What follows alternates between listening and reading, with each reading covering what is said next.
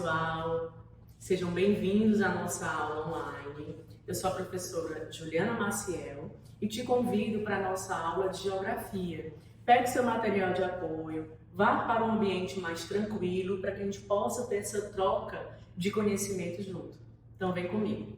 A nossa aula hoje é referente ao capítulo 4 do seu livro de Geografia e nós vamos trabalhar os organismos internacionais e sociais, tá? Aqueles organismos que influenciam na política, na economia de todos os países. Para iniciar, devemos lembrar o que é uma organização internacional. Um organismo internacional é formado por países, por estados soberanos, e eles têm a intenção de fazer acordos, tá? Através de cooperação mútua, para que todos saiam ganhando, seja na política, na economia, tá? Então, os objetivos desses acordos, eles são oficializados através de atos constitutivos, tá? Através de uma carta, e eles podem ser governamentais ou privadas.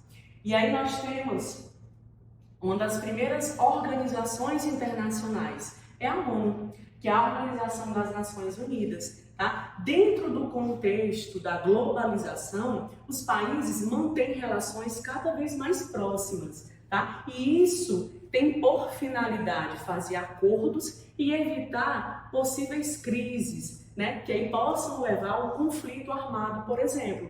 Então, a ONU, ela surgiu logo após a Segunda Guerra Mundial, em 1945, mais precisamente em 24 de outubro de 1945, e ela tem como objetivo garantir a paz, entre os países, tá? Solucionar problemas referentes à cultura, a questões humanitárias, sociais e econômicos também. Então, ela veio surgir justamente para evitar conflito entre os países, para que eles possam se relacionar, tá?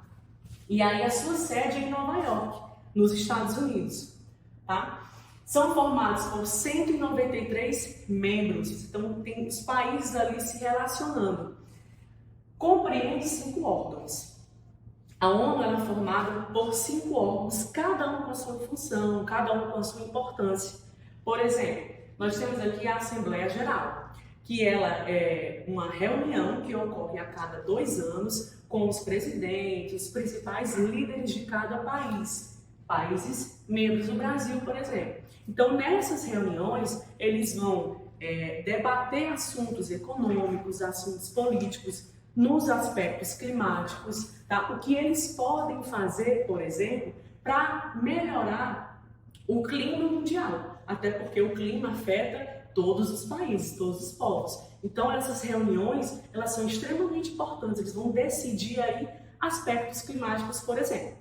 Nós temos também o secretário-geral, nós temos o Conselho de Segurança, tá? Que aí esse conselho vai justamente elaborar maneiras aí de evitar os conflitos. Nós temos o Conselho Econômico-Social, que trabalha em relação às finanças. Um país que está em crise financeira, eles vão trabalhar o melhor meio de ajudar esse país.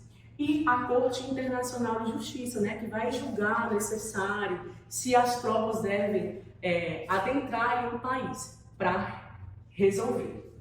Aqui nós temos uma imagem, tá, de 2016 que mostra o ex-presidente norte-americano, Barack Obama, onde ele fez um discurso emblemático, onde ele questionou severamente, por exemplo, racismo, nacionalismo exagerado. Então foi um discurso bem elaborado, percebam aqui os líderes mundiais, as principais entidades políticas dos países membros.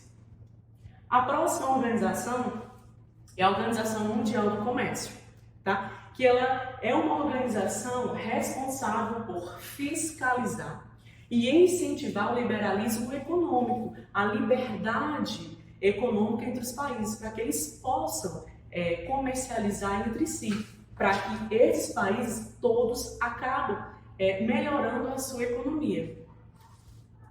E tem a função de coordenar e administrar os acordos de comércio, tá?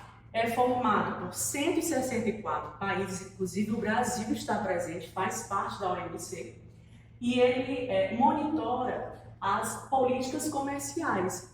O que é que os países estão fazendo para comercializar? O que é que eles fazem em benefício do próprio país e dos demais, né? Aqui nós temos a questão da importação e da exportação. Lembrando que quando o país exporta, ele vende, ele está ganhando dinheiro, né? E quando ele importa, ele até deixa de ganhar. Mas isso é extremamente importante para essa comercialização comercial, né?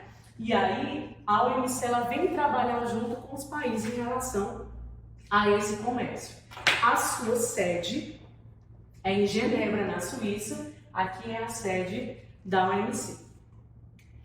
Além de fiscalizar, administrar ali o comércio entre as nações, ela age também como Tribunal Internacional do Comércio. Como assim, professora? Caso algum país ele não atenda, ele não obedeça ao acordo que foi assinado pelos países membros, ele vai sofrer uma penalidade, tá? Por exemplo, quando um país ele acaba diminuindo, baixando o valor do seu produto, para que ele possa ganhar mais em relação aos demais países membros. Então ele vai sofrer alguma penalidade.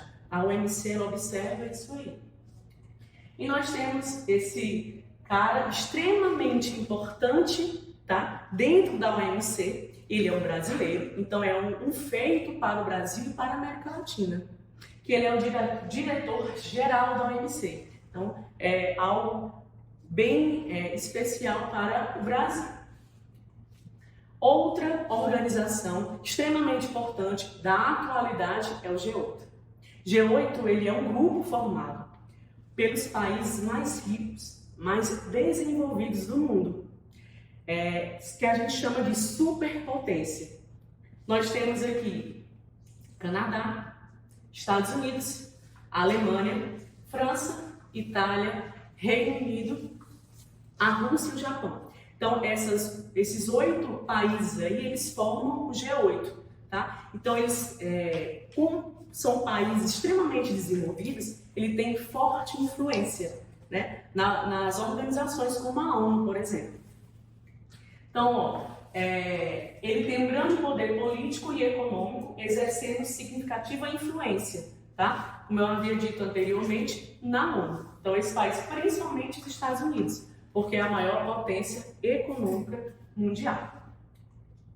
O G20, tá, também é um grupo, mas diferente do G8, ele é um grupo formado por 20 países, não só desenvolvidos, mas países que estão em desenvolvimento.